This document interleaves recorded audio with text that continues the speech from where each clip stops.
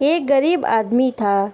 एक दिन वह राजा के पास गया और बोला, महाराज, मैं आपसे कर्ज मांगने आया हूँ। कृपया कर आप मुझे 5,000 दे दें।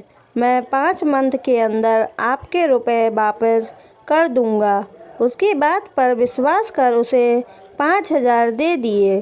5 मंथ बीत जाने के बाद भी जब उस व्यक्ति ने राजा के 5,000 नहीं लौटाए, तब राजा को मजबूरन उसके घर जाना पड़ा, लेकिन वहाँ वह व्यक्ति नहीं मिला। जब भी राजा वहाँ जाता, बहाना बनाकर उसे वापस भेज दिया जाता। एक दिन फिर राजा उस व्यक्ति के घर गया। वहाँ और कोई तो नहीं दिखा, एक छोटी लड़की बैठी थी।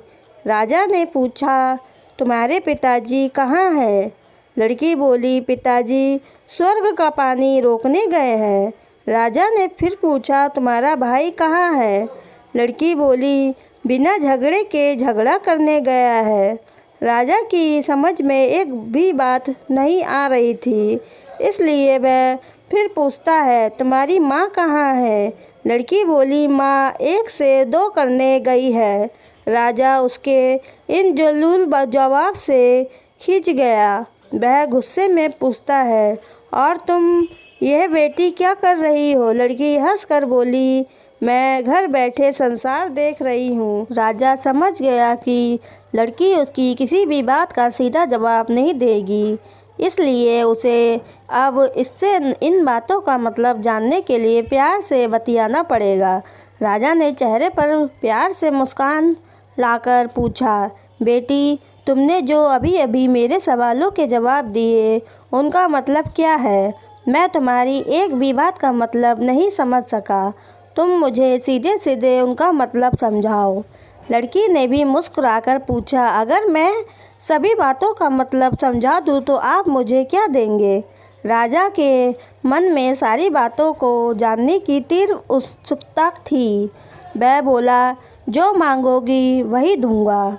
तब लड़की बोली, आप मेरे पिताजी का सारा कर्ज माफ़ कर देंगे तो मैं आपको सारी बातों का अर्थ बता दूंगी।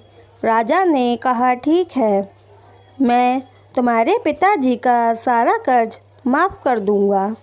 अब तो सारी बातों का अर्थ समझा दो। लड़की बोली, महाराज, आज मैं आपको सारी बातों का अर्थ नहीं समझा सकती। कृपया कर आप कल आए, कल मैं ज़रूर बता दूंगी। राजा अगले दिन फिर उस व्यक्ति के घर आया। आज वह सभी लोग मौजूद थे, आदमी, उसकी पत्नी, बेटा और उसकी बेटी भी। राजा को देखते ही लड़की पूछी, महाराज, आपको अपना वचन याद है ना? राजा बोला, हाँ, मुझे याद है। तुम अगर सारी बातों का अर्थ बता दो तो मैं तुम्हारे पिताजी का सारा कर्ज माफ़ कर दूंगा। लड़की बोली, सबसे पहले मैंने यह कहा था कि पिताजी स्वर्ग का पानी रोकने गए हैं। इसका मतलब था कि वर्षा हो रही थी और हमारे घर की छत से पानी टपक रहा था।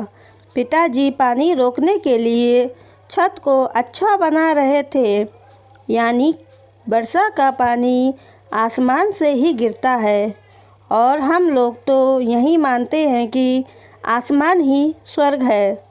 बस पहली बात का अर्थ यही है। दूसरी बात मैंने कही थी कि भैया बिना झगड़ा के झगड़ा करने गए हैं। इसका मतलब था कि वह रेंगने के कांटों को काटने गए थे। अगर कोई भी रेंगनी के कांटे को काटेगा तो उसका शरीर जहाँ तहाँ कांटों से भर जाएगा, यानी झगड़ा नहीं करने पर भी झगड़ा होगा और शरीर पर खरोच आएगी। राजा उसकी बातों से सहमत हो गया। वह मन ही मन उसकी चतुराई की प्रशंसा करने लगा। उसे उत्सुकता के साथ पूछा, और तीसरी चौथी बात का मतलब? लड़की बोली, महाराज, तीसरी बात मैंने कही थी कि माँ 1 से 2 करने गई है। इसका मतलब था कि माँ अरहर दाल को पीसने, यानी उसे 1 का 2 करने गई है। अगर साबुत दाल को पीसा जाए तो 1 दाना का 2 भाग हो जाता है, यानी यही था 1 का 2 करना। रही चौथी बात, तो उस समय मैं भात बना रही थी और उसमें से एक चावल निकाल कर देख रही थी कि भात पूरी तरह पका है कि नहीं। इसका मतलब है कि मैं एक चावल देखकर ही जान जाती कि पूरा चावल पका है कि नहीं, अर्थात चावल के संसार को मैं घर बैठे देख रही थी। यानी यही कहकर लड़की चुप हो गई। राजा सारी बातों का अर्थ जान चुका था। उस लड़की की बुद्धिमानी भरी बातों ने आश्चर्य में डाल दिया था। फिर राजा ने कहा, बेटी तुम बहुत चतुर हो, पर एक बात समझ में नहीं आई कि ये सारी बातें तो तुम मुझे कल भी बता सकती थी, फिर तुमने मुझे आज क्यों बुलाया? लड़की हंसकर बोली, मैं तो बता ही चुकी हूँ कि कल जब आप आए थे तो मैं भात बना रही थी। अगर मैं आपको अपनी बातों का मतलब समझाने लगती तो भात गीला हो जाता या जल जाता, तो माँ मुझे ज़रूर पीटती, फिर घर में कल कोई भी नहीं खाता। अगर मैं इनको बताती कि आपने कर्ज माफ़ कर दिया है तो यह मेरी बात का विश्वास नहीं करते। आज सोए आपके मुंह से सुनकर कि आपने कर्ज माफ़ कर दिया है, जहां इन्हें इसका विश्वास हो जाएगा वही खुशी भी होगी। राजा लड़की की बात सुनकर बहुत ही प्रसन्न हो गया। उसने अपने गले से मोतियों की माला निकाल के उसे देते हुए कहा, बेटी यह लोग अपनी चतुराई का पुरस्कार, तुम्हारे पिताजी का कर्ज तो मैं माफ़ कर चुका हूँ। अब तुम्हें या तुम्हारे घर वालों को मुझसे बहाना नहीं बनाना पड़ेगा। अब तुम लोग निश्चित होकर रहो। अगर फिर कभी किसी चीज़ की ज़रूरत हो तो बेझिझक होकर मुझसे कहना।